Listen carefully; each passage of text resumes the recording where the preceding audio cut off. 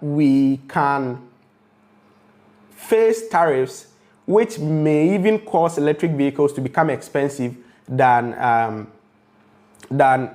ICE vehicle in the long run, because if a country is producing its electricity using petrol or gas, and then these things go up, what will happen is that the country obviously is going to increase its electricity tariffs. And if electricity tariffs increase, it wouldn't mean anything for anyone to have gone to the electric vehicle. Okay, like I've already explained, Ghana is producing 68% of its electricity with gas and with gas and petrol or diesel. Okay, so coming back to the point, I stated that it is the worst time to get an EV, and many people misconstrued what I said. Okay, this is what I'm going to say. If like a random person, or let's take the average person, let's take the average person. If you take the average person in Ghana, okay, will an EV fit their lifestyle given the current situation on ground? Okay, that is exactly what I said.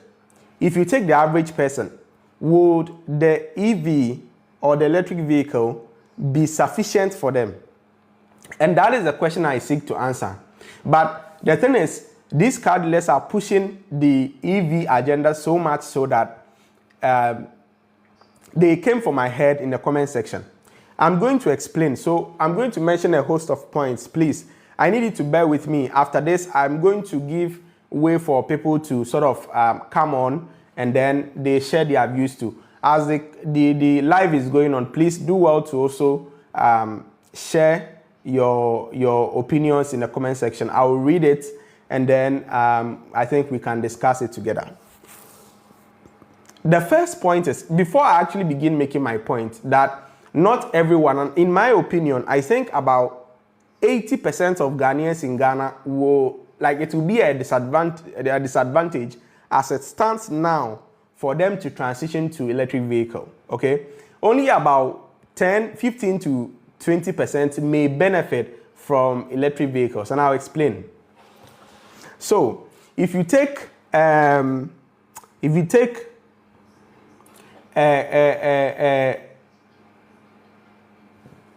people who live in cities, okay, so let's take Accra. One of the major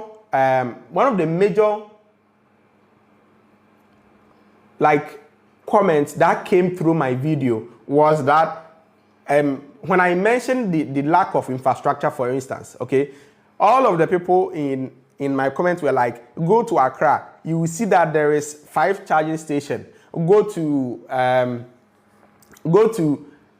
Paradise on the road to Kumasi, you will see that there is a charging station. See, I wasn't saying that there is no charging station of sort, okay? There is always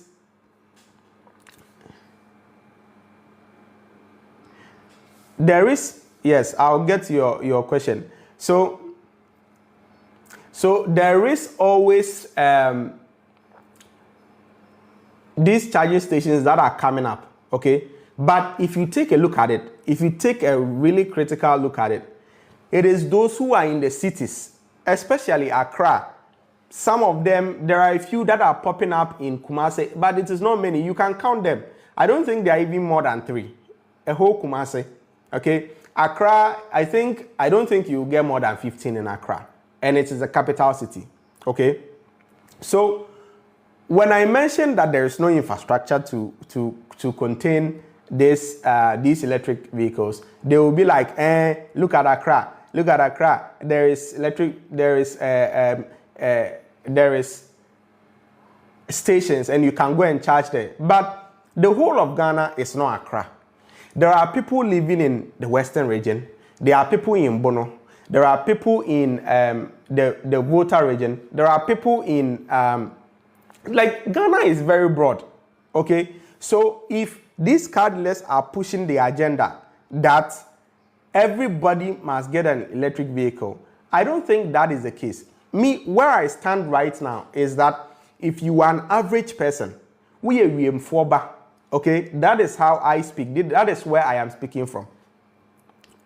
Okay, Real Backman, where do you Ghana car industry in the next 5 years? Is it going to be more electric and less gasoline cars? Bruh, how about various? So this particular question that you're asking, Real Backman, I do believe that in the next 5 years we'll have a lot of electric. That is the way to go. Okay, I don't like what I don't want to do what I don't want to do, okay, what I don't want the car dealers to do is to push people who do not need or who EVs will not fit their current agenda and how they live, okay, to EVs, and then those people will regret. Okay, that is exactly what I don't want to happen. I want the average person to understand that even though EVs are new, even though EVs have these real benefits, there are downsides too, and that is exactly what I am here to teach people about. Okay, so someone says Accra has more than 20 charging stations. If you don't know, I am telling you today. Okay, fine. So like I said, the whole of Ghana is not Accra. Accra is developing. I understand that. Okay, I do understand that. Yes, EVs are actually EV stations are developing. Okay, but the EV car comes with home chargers. Okay, so I'll touch on that point too. Okay, so all of these points that you guys are raising, this is it Sikani Berima 1, you are raising the point that Accra has over 20 charging stations. It is true, but I mean, the whole of Ghana is not Accra, okay? So I do not want someone who lives in, in Bono to be encouraged to get an EV right now. Like you are an average person, that is the only car you have. Like, I'm going to say this. I don't think everyone should adopt EV right now. My prediction is that they should wait, and if they want to get a car right now, they should get an efficient ICE vehicle. So we have so many efficient ICE vehicles, okay? You can get them. Within the next 1 to 3 or 5 years, I predict that a lot is going to change in the electric vehicle scene. Like, it is going to change so much. Please, if you are here, like the live and then share for me, so that others can also join, so that we can all learn together. Please do well to like and live and share the live. If you also do not follow me, please do well to follow me so that we can learn together. Okay, I do not want people to be encouraged to get into something that they don't know or understand fully what the implications are. So I'm going to take my time. Please let me explain, and I'll come back to okay, you are saying there are downsides to naturally aspirated to. Yes, there are downsides to it. I'll get to all of them. But listen, this is what I mean.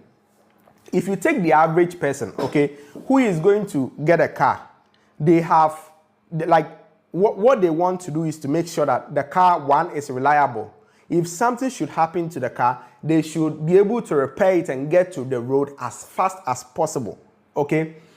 If they want to travel somewhere, they would not want their lives to be planned around the car. The car should rather follow their lifestyle.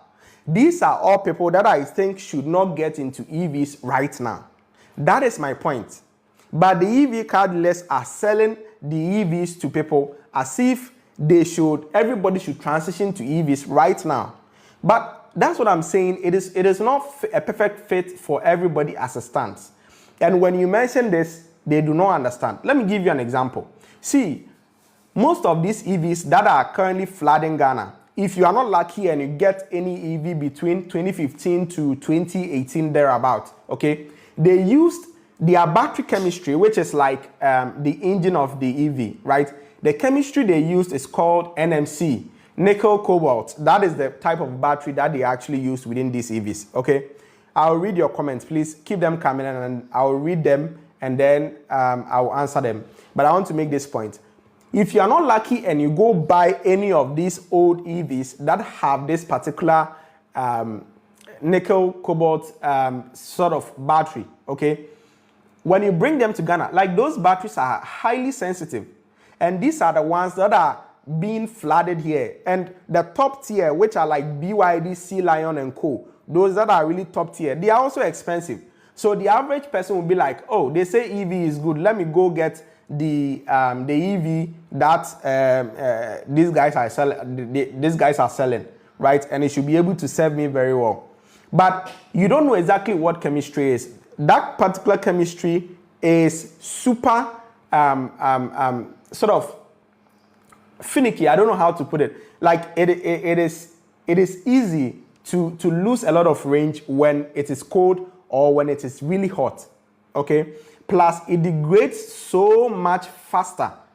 Like, a lot of people don't know this. But the thing is that these car dealers, what they do is they come and then they show the interior. Look at this car. It is so comfortable. It is so beautiful. Have you seen it? Like, the comfort. When you drive this particular thing, it is so beautiful. That is exactly what they sell. And then Ghanaians like very beautiful stuff. I don't know, but Ghanaians really like beautiful stuff.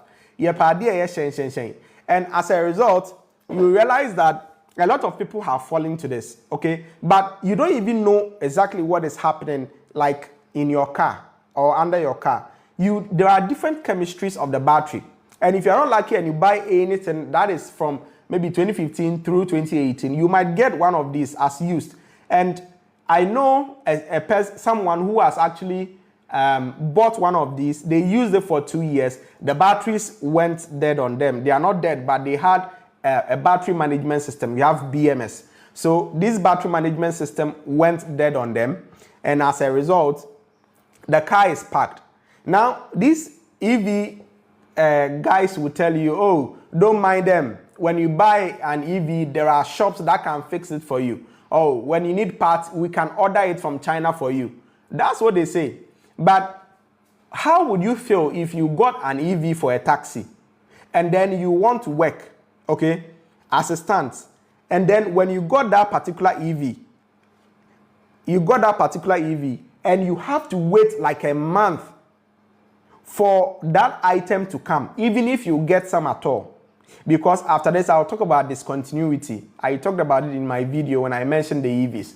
Even if you get some at all, okay, what position do you think that driver, that average driver, is in? It means that that person is likely not going to eat. The asset that is supposed to serve them is now their downfall. For a month, how do you expect that particular person to be able to eat? Do you guys get the point I am making? Please, do you get it? That is the point I am making. As a stunt, like if I were an average driver and I was told that as so many drivers are currently being pushed to understand, they said, come for these EVs, they will save you on fuel. Yes, it is true, they will save you on fuel, okay? But these Vits and Yaris, they are also very fuel efficient. Like, they are extremely fuel efficient. Anybody who has driven it. But those who buy EVs would always make it look like there is so much difference that, like, if you don't change, like, I don't know how they make it. They have a particular dilemma that they like, if you buy something, you want to portray it as if that thing is so good. I'm not saying the EVs are not good, no. But the way they compare the cost and whatever, it is just outrageous, okay? It is not all true. It is not all true. So if I were an average person, this is what I'm saying, that I want to be a driver, that I want to be able to make ends meet for my family, okay? Would you advise me to, because I'll be saving maybe 5 to 10 cedis a day, would you advise me to go for the EV as a stunt? And if something happens to my car, which happens so often, anybody who drives knows this. Like, someone can just run into you. Those throttle drivers, my God, Jesus, they don't care about anything. Like, they don't care about anything. And it can happen to you anytime. If something happens to you, and then you might need a replacement, even your bumpers, the kind of roads that we do have, if you are not driving within Accra and you are going somewhere else, like, do you expect this person to park their car okay, and then wait for months because they are using the EV, waiting for a part to come. Like, which option will you choose? Because you save 10 cities or 20 cities every day. Yes, it could add up. But the alternative or the other part of this is that it could also come back to plague you. This is why I'm saying that EVs does not fit the need for everybody. But the EV cardless are actually making it look like that. Okay, let's look at the comment section and then we'll answer what I says. Let's see, there are downsides to naturally aspirated engines too. Yes, there are. I'm not saying there is disadvantages and advantages to anything, okay? There are, I completely understand. Yes. Oh, Brown 23 is saying that I'll go in for hybrid cars. Perfectly. That is exactly what I am preaching. That if you want to go for an EV, like I would say wait. I'm just saying just wait within 3 to 5 years. You will see how charging stations, the infrastructure will develop, okay? Most things will develop and EVs will be so easy to be able to handle. But as it stands, what I am saying is take your time. Don't buy into the hype. And I'm saying that there are classes of people who can actually use EV successfully. Not everybody, but there are classes of people. Let's take, for instance, somebody who already has different cars or ICE cars, a petrol car, okay? And then that person wants something that would take them within the town in Accra. They are not going very far. This person is the best person to start the adoption of the early adoption of EVs, because this person can handle the risks if the EV should break. If they wake up one morning and they forgot to plug in and then their battery is not charged, this person can easily start their ICE vehicle and go on their way. So I am not saying that EV is not good for everybody. I am saying that it does not fit the needs of everybody as it stands. So do not buy into the hype right now. That's exactly what I am saying. Do you get it? So let's see. I just counted 32 charging stations in Accra alone. If you don't travel, you don't need charging stations. Okay, so is it Sikeni Barima? It is true. Like you say Accra, okay? I know there are charging stations that have popped up in the last time I checked in this particular place where you stop, Lendado. Paradise, Lendado, I think. Is it Paradise or Lendado? One of them. It has popped up there, so you can charge on your way to Kumasi. But Kumasi is not the only long distance journey that people make. Okay, I looked at the whole of Kaswa to Cape Coast. I don't see any charging stations that are coming over there. I went to my village not long ago. If let's say I'm using an electric vehicle and I go to my village and I don't plan to sleep, it means that I'm not coming back because the range is going to chew me on the way. And for you guys to know, actually, I have seen at least 2 people who have paid 700 cedis, okay, for their car to be towed because their cars got stuck on the road. Okay, now 700 cedis to be paid for just like your battery finishing. This is equivalent to an oil change. The thing they are preaching to you that you will not do oil change, you will not do this. See, if there are no infrastructure to support that particular item, okay, like it doesn't make sense. In the long run, you are going, the benefits they are putting out for you, okay, won't be applied to you. This is exactly what I am saying, okay.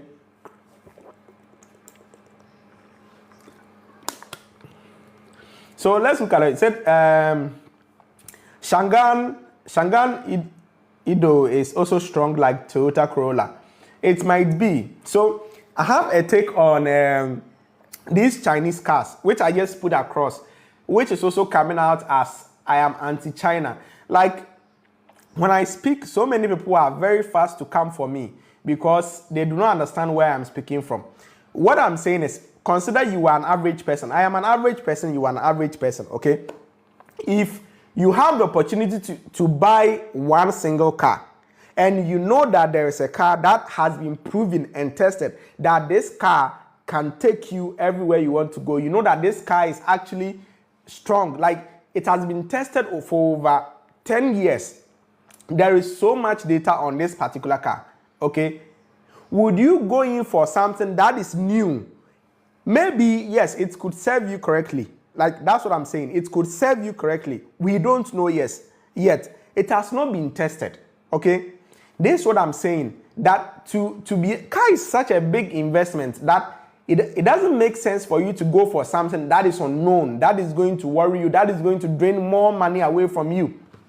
And that is exactly what I'm saying. These Chinese cars are coming. They are doing very, very, very well, okay?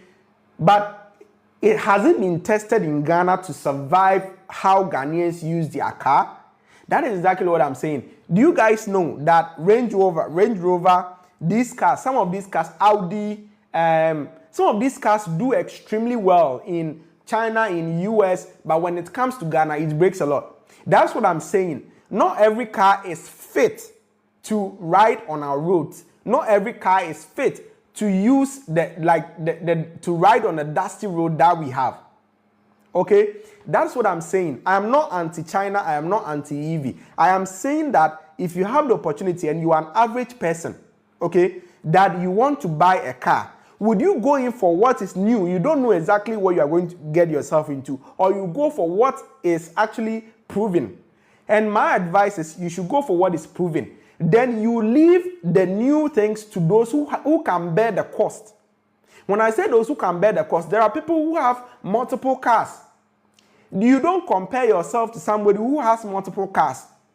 Somebody who has multiple cars can easily buy Shanghai Unique, can easily buy any sort of Chinese car, and they will be fine. If that particular car breaks right now, that person has no problem. They can just pack it to the dealer or the mechanic, and they will take their other car. So if you allow people who can bear the risk to take that particular risk over time, within the next 5 years, Chinese cars are now starting to come. Within the next 5 years, we will know exactly which ones are good, which ones are bad. And then from that, you can say, oh, I want to go in for a Chinese car, and no one is going to blame you. Like, I am hoping that these Chinese cars come into our market and the early adapters actually take them, and then they sort of also prove that these cars actually work. All right. Yes, I will open the forum so that you guys can come, so that we'll look at. Amwaku is saying I don't agree with your reasons. It's fine. We can all we can all disagree and find the right solution. And Rob Backman is saying can break down the difference between the plug-in hybrid and the hybrid system. Yes, I can break it down. So the plug-in hybrid and the hybrid system are different. Okay, so if you take the Toyota Corolla, I think from 2020, yes, from 2020, they started introducing the hybrid. A hybrid, what happens is that it has a regular engine like your regular car, and then normally under the seat of the back passenger, right, where the passenger sit, they have another battery, or sometimes they add the battery to the boot. Okay, there is a battery, a high voltage battery, and what that battery does is it supplies energy to an electric motor. So what they did, I love Toyota, and it is the only Toyota and Honda. They are the two hybrid systems that I like. Okay, the reason is they did not just take the gas car or the ICE car and then put some motor somewhere and say this is a hybrid system. No, they re-engineered everything, removing the transmissions. They added motors. Okay, they rebuilt the drivetrain, and then they added two motors that will control. So there are no transmissions really. They only have a set of planetary gears. Okay, gears are like, I don't know, they are like 3 gears. Planetary means they are 3. I don't know if you are getting what I mean. And then those gears are controlled by motors. Okay, the electric motors, which are run by the battery. Okay, but the beautiful thing is that the Toyota's version of hybrid, or when you talk about regular hybrid, it is smart in the sense that when you start your car, some of them, not every hybrid, some of them are able to drive a short range on the battery. So pertaining that it has some charge on it. It can drive itself on it because the motors that drive the car are connected to the battery. Then what happens is once you begin to drive in the Toyota system, the engine doesn't necessarily charge the battery because it has been proven that it is inefficient. Some of the Chinese models still do this, but it is not for all vehicles. The Toyota's model don't do that because it has actually been proven that it is inefficient. Okay, so what I'm saying is in this particular hybrid, I'm not talking about a plug-in, the hybrid, you don't put any form of charger to say I'm going to charge my electric vehicle. No. The battery inside charges itself using something called the regenerative braking. Okay, the regenerative braking. So in a normal ICE vehicle, you know that when you step on the car, okay, anybody who has driven, when you step on the car and then you are going, okay, and then you take your leg off of the accelerator without pressing the brake, the car will continue to move with, depending on the momentum of the car and how fast you are going. It will continue to move until it comes to a bit of a stop, but not a complete stop. This is different in the hybrid system. The hybrid system, the moment you take your leg off of the battery, of the accelerator, the car immediately says that, oh, this guy wants to stop. Okay, this guy wants to stop, and as a result, it begins stopping. But instead of stopping using your brake pads, so that the energy which has been gotten from the engine is going to be wasted as heat, it is going to be regenerated using those motors that I've mentioned already. Those motors are going to sort of pump the movement, the momentum that the car has is going to be pumped back into the battery, which is the hybrid system, and then charge it. So with every step of the way, when you take your leg off of the accelerator, right, it is going to charge your battery. That is the hybrid system. Okay, and I'm saying that I love the Toyota's hybrid system because they actually rebuilt the drivetrain. They rebuilt everything, and they don't even have CVTs anymore. Like that new system, your transmission can never fail. Like the gearbox, that is what I call transmission. It can never fail because it is a set of planetary gears, like the real what do you call it? The manual cars. Okay, when you come to the plug-in hybrid, it has everything that the hybrid system has, okay? But the only thing is that you can also charge it as part of the regular hybrid stuff it has. So whilst the hybrid only sort of depends on the regenerative braking to charge the battery, the plug-in hybrid accepts voltage from outside current, so you can plug it in to sort of charge it. I hope this makes sense. Real Backman. It says, pick me, I want to say something. Yes, I would open it, so please hang around, please. Just a moment. Have you ever, there's an N94 before? I'm thinking you are thinking, have I driven? No, I have not driven. Okay, seen. No, I've not really taken a look at that. Maybe I'll take a look at it after this. It says, please open. Yes, I'll open. So now let's get back to my point. My first point goes to the fact that there is not enough infrastructure. That was what I was saying. And I mentioned that not the whole of Ghana is Accra. I also mentioned that this is not a perfect fit for everybody because I do believe that as it stands, because of limited infrastructure, because of the erratic power supply that we do have, because of also someone's distance that they cover, right? An EV is not a perfect fit right now, okay? So guys, please do well to like the live and leave comments and also share the live so that other people can also benefit from this, please. Do well to also follow. So it's important. This whole thing is supposed to help all of us educate ourselves. And I'll be opening the chat, guest so that others can also join. But so please stick around with me. If you have anything to say and you want to come on, I will do that. So please just stick around with me for a bit. Okay? So that is not the only thing. Because of the lack of infrastructure, it is also possible that so many people can be stuck on the road. If you take the early adopters of EVs, none of them will tell you the truth, but a couple of them have actually been stuck on the road, and these people have had to be told, okay? They have had to be told, and that is about 700 cedis, and that is an oil change. This is what I am saying, that EVs currently does not fit the need of everybody. And the fact that these car dealers push it as the ultimate solution, I do believe that EVs are the ultimate solution, because the ratio of efficiency from an ICE vehicle to compared to an EV is vast. I understand that, okay? But I'm saying that as it stands right now, okay? As it stands right now, I'm saying that it is not a perfect fit for everybody. Richard Kwame Owusu is saying, what about the Toyota and Honda cars from China? So most of these Toyota cars and Honda cars from China, you see, this is what I've gotten to understand. They are good. They are okay.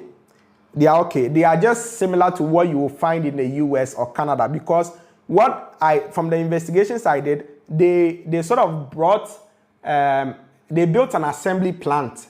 So the Toyota came to China, they built a plant, and then they produced cars. But what I saw specifically for China is that the Chinese people have very strict rules and regulations for efficiency, and sometimes the interior of the car and maybe design, okay? So as a result, sometimes you realize that the Chinese cars have a bit of a variance from the regular ones you see in Canada and the US. You also realize that most of the time their engine capacities are less than what you will find in Canada and the US. Have you guys noticed that? The reason is simple. China sort of imposed their fuel efficiency recommendations, or how do I say, rules on Toyota on that particular assembly plant. So they are fine.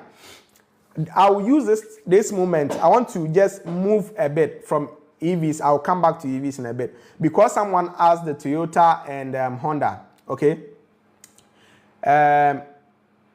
Now, Honda and Toyota, I am a Toyota fanboy. I'm going to say it so that you all know. I love Toyota, but something is happening that I think I should also talk about. Toyota and Hondas are actually losing reliability. I track every car's reliability from generation to generation. Right at the generation where Honda began producing the turbo cars, especially their Civics. I made a video here and I said that if you want to buy a car and you are an average person and you want to buy a car and that car is supposed to be with you for about 6 years, okay? You don't want any issue. You don't want to spend too much money. You don't want this car to you don't want to be friends with your mechanic. You should avoid turbo cars. Also, so many people came for my head. And I said that, listen, there are so many people who do not understand, like, from where I am speaking. Turbo cars naturally force a lot of air, right, and heat into your engine. That is not the same from a naturally aspirated, okay? Let me actually explain a bit. When you take a naturally aspirated, okay, you have 4 cylinders, or how many cylinders? 6 cylinders, V6, V8, whatever. When you step on the accelerator, you have the throttle which will open. The air that rushes in is what your engine will use. Occasionally, there are systems that also use a bit of your exhaust as part of the air that is entering. So it means no air is being forced through your car, okay? That is what you should understand. When you take a turbocharged system, okay, you have a car that is taking your exhaust, which is heat. You have regular air, which is also being pumped by the turbocharger. and then plus the one that is coming through naturally, like a naturally aspirated engine. Okay, it is going to be pushed. All of these are going to be combined and pushed through your car, which means that your pistons are going to have to compress much more air than a regular naturally aspirated. Okay, so what I'm saying is, if you want to buy a car, okay, and then you want to make sure that you are not going to be friends with your mechanic, you are not going to waste your money with a mechanic, buy a naturally aspirated. When I said this, so many people also came for my head. Honda, when you check Honda's reliability, it had been so good until they introduced the 1.5T, the turbo cars that they released. Even if Honda and Toyota are losing reliability because of turbos, what makes you think that turbo is the right way to go? When you say it, so many people will come for you and then they will say whatever. But I'm telling you, if you buy a turbo car, yes, you can maintain it how much you want, but it is not going to last as long as a naturally aspirated car. Okay? So someone mentioned, I love Toyota, I love Hondas, but if you want to get them, please stay away from their turbo, especially the Honda Civic 1.2T, 1.5T. Anybody who knows cars, okay, will tell you not to go through with these cars. Get the 2.0 naturally aspirated. Anybody who knows cars, I'm going to tell you some of the issues they have. They have head gasket issues, like the amount of heat that is being forced through these engines. Like you have 1.5 liter engine producing the power that a V6 naturally aspirated engine used to produce. What do you think is going to happen? Like, if you think about it critically, what do you think is going to happen? Okay, so this is what I'm saying. When I speak, I always speak from the average person. Like, as always, there are classes of people who can use this and then they would have no issues because they are not the average person. This person could have so many resources at their disposal, which means that if the turbocharger goes bad, they could easily find money to replace it. If the car breaks down, they don't find any issue. They don't worry because they have other set of cars that they can use. But this is not you and me. Do you guys get it? So that is where I normally speak from. Okay, whenever I speak, I consider the average person. The car dealers don't care. They don't care that you are an average person. They don't care that you are what. All they care about is to be able to woo you and then show you the beauty of that particular car so that you will come and buy that particular car for them. They don't really care about you. I don't sell cars. I happen to love cars, and I saw the way cars are being pushed at the throat of people. Okay? That is why I am here. I want to be able to talk about some of these things so that people understand. The average person can understand. Please, do you get it? Okay. So, let's get back to, let's read a bit of comments and then let's see. It says, cars cab. You are saying Toyota have EV cars, so you want to tell me those ones to have issues. So, I don't have to tell you, Toyota is really not invested in an EV. The cars they released as EVs are the BZ something. I've seen it, I've looked at it. It is not impressive. For the competition, if you look at what the competition is offering for that price point and what Toyota is offering for that price point, Toyota is not doing well with EVs. Okay, so that's what I would say. Big Kelly is saying, who told you Chinese cars are not good? I am driving one now. Chairman, I didn't say Chinese cars are not good. I said for the average person, okay, for the average person, if you were to choose between a car that has been proven that this car is going to be reliable for you, okay, given that, let's say you are a person who has gone to get a work and pay, would you want to get a car that has already been proven that is going to be reliable for you, or something that could be reliable for you, but you don't know? That is exactly what I said. Okay? So me, I am saying that for the average person, if you want to buy a car right now, just buy what you know are reliable. Okay? Then stay on steez for the market. Stay on steez for the market. Within 1 to 3 years, okay, these Chinese cars would have dominated Ghana. if they are very good, a lot of them will come into Ghana. In which case, you can confidently go and buy these cars because you know how they will behave. You already have your answer. Please, do you get what I mean? Please do well to like the live so that others can know something good is going on here, please. Do well to like the live. Do well to like the live, please. Okay. If you don't have money, you won't go for that car because it's expensive. That's what I'm saying.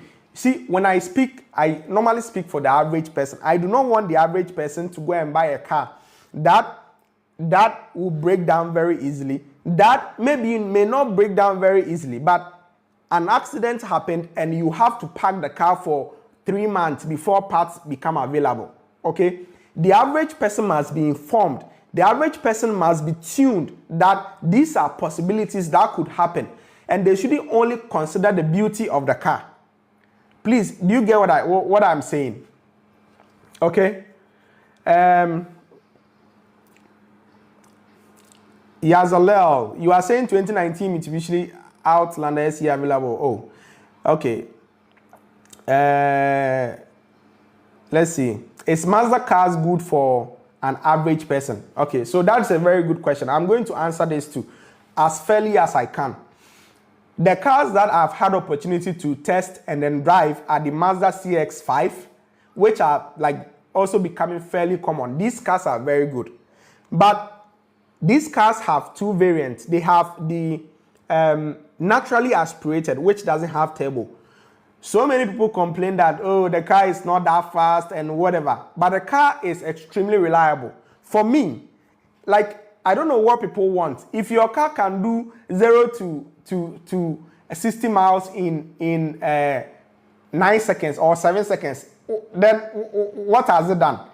Like, you see, you want cars, it doesn't matter. Like, you should be okay. You should be able to move when you accelerate. That's exactly what you want. Okay? You want a car that can move. The Mazda CX-5 is a very good option. Like, right now, my heart is torn between Mazda and Toyota, because if you ask me right now that what car will I buy, I will most likely lean towards the Mazda because the interior is pristine. The interior is pristine and the engines are good. Like, they are very reliable. So I would want to go for the Mazda because, like, it is almost as reliable as the Toyota, and the interior is a spoiler. That's what I'm going to say. But for me, I won't choose the turbo version because I know exactly what happens with turbo. All the things that I'm saying here right now, okay? I'm not just blabbing about. Whatever you think you don't understand, you have the opportunity to research. I'll also open the lines, so we'll go through. Okay, so for the average person, yes, if you get a Mazda, it is an absolute spoiler.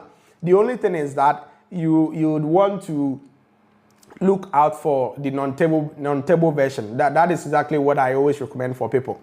Okay, so I'm going to open the guest and I'm going to allow a few people in. I want people to be able to speak their minds, but what I don't want is that like everybody speaking at the same time. Let's have time for one person to speak, and then we learn from it. If there are questions, we'll answer whatever it is. Okay.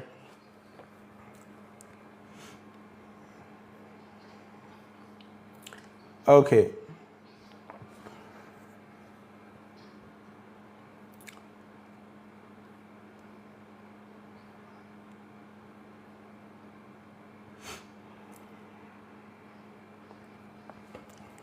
So please do well to like the live.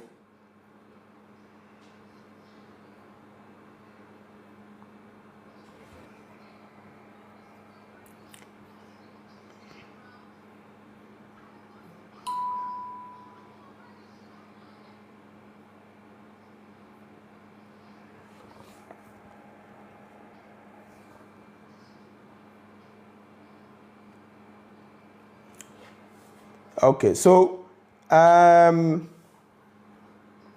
let's see. Oh, where is this?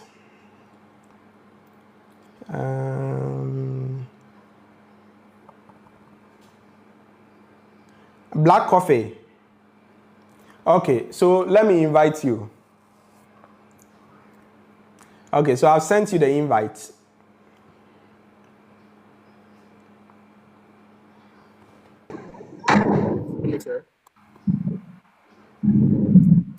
Yeah, Black Coffee. Let's listen to you. What input do you have? Are there questions so that we can listen together? Can you hear me? No, we cannot really hear you that much. Can you hear me? Big Kelly, I am not condemning Chinese cars. I am only stating that for the average person, they should take their time. That is what I'm saying.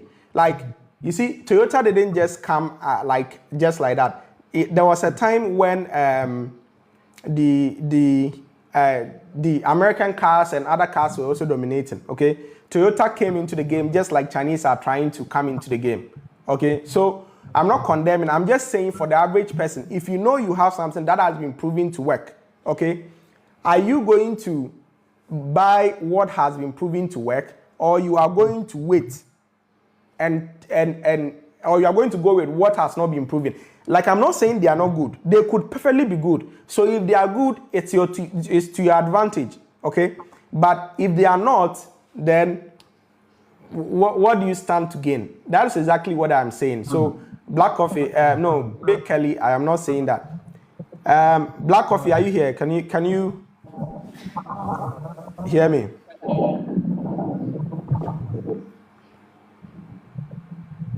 Hello, Black Coffee. I don't think we can hear you. Can anyone hear Black Coffee?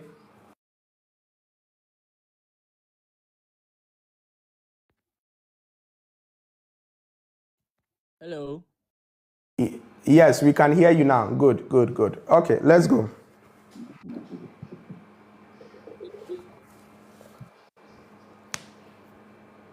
Black Coffee, we are waiting for you. What input do you have? Your audio is gone again. Okay, you know what? Let me take you off. Okay, you come back. Is there anyone who wants me to invite them? Do they have anything to say on the EV matter and what I just discussed? And do they have anything to weigh in? If there are input or if they have questions, they can also come on. Big Kelly, okay, let me invite you.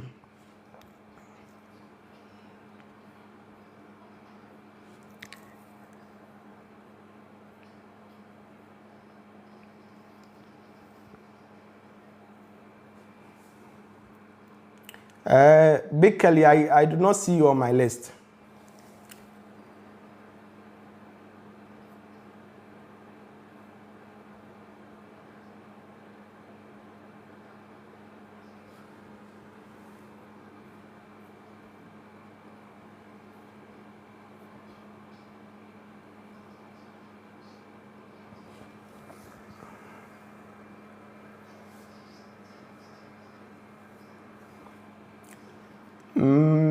I don't see you on my list. I don't know.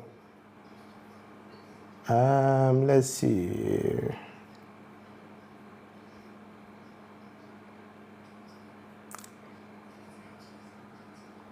Okay, Black Coffee, have you fixed your stuff so that I can re-invite you? I've sent you an invite. Can you hear me? Yes, some sort of. Hello? Is it okay? Yes. I'm not sure. Your audio is not actually doing.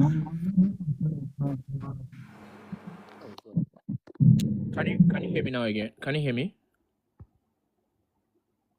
Yes, we can hear you now. Speak and let's see. All right. Yeah. So can you hear? Is it okay? No, it just comes and goes.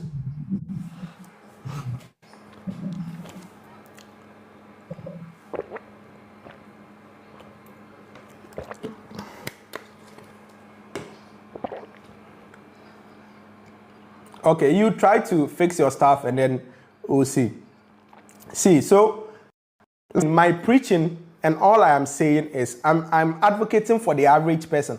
I am an average person, which is why I say what I say, and which is why I do what I do, okay? I'm not condemning Chinese cars, neither am I condemning EVs, okay? But so many people are pushed, like the narrative right now on TikTok is like they are pushing this EV agenda. I'm not saying EVs are not good, but the thing is, it does not fit the need of everybody as the situation is right now on the grounds. Do you get it? That is exactly what I've been saying. So if like what I don't know how Ghanaians think that if I say right now that there is no infrastructure, then you come and tell me if there is charging station in in Accra. The whole of Ghana is not Accra, okay? And for someone who does long distances, EV obviously won't be fit their need. It is not that EVs cannot do long distances, don't get me wrong.